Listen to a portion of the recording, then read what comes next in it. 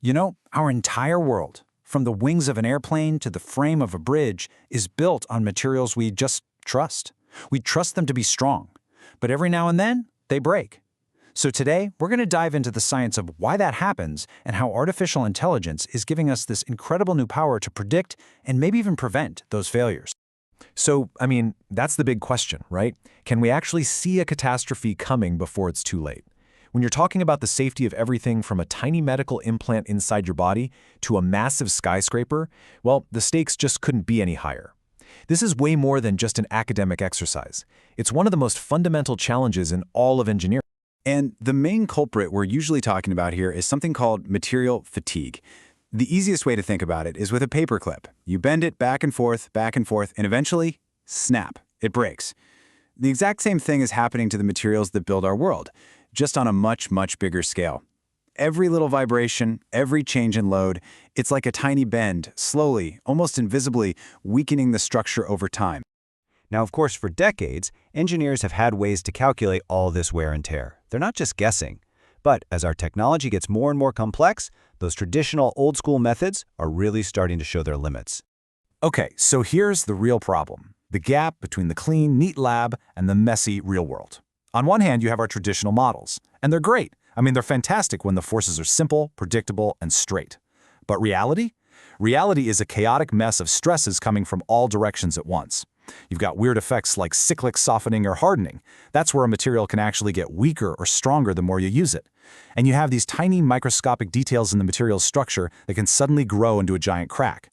Our classic methods really struggle to capture all of this real-world chaos. And this is where artificial intelligence steps into the picture. Now, it's not about throwing out all the old physics. Absolutely not.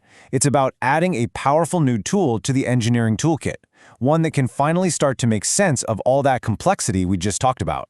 At its heart, what makes AI so powerful is its ability to learn from data. Just immense amounts of data.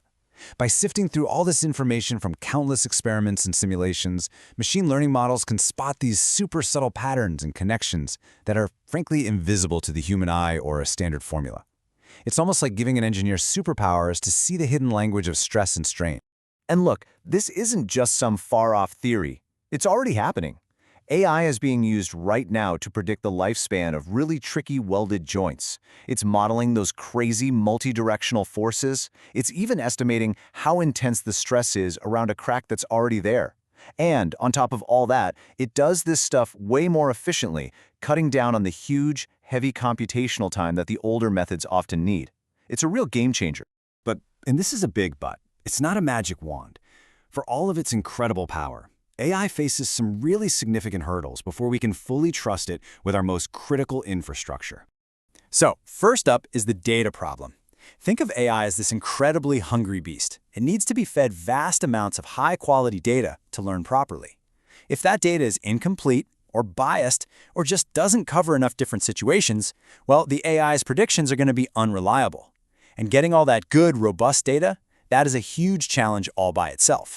Then you've got what everyone calls the black box problem. Sometimes an AI will give you the perfect answer, but we have absolutely no idea how it got there. Its reasoning is hidden inside a black box. And for an engineer who needs to put their name on the line for the safety of a bridge because the computer says so, just doesn't cut it. You have to be able to understand and validate the logic. And that brings us to the next big hurdle, connecting the tiny, microscopic world with the big, macroscopic one. Failure often starts at a level we can't even see, down in the crystal structure of the metal itself.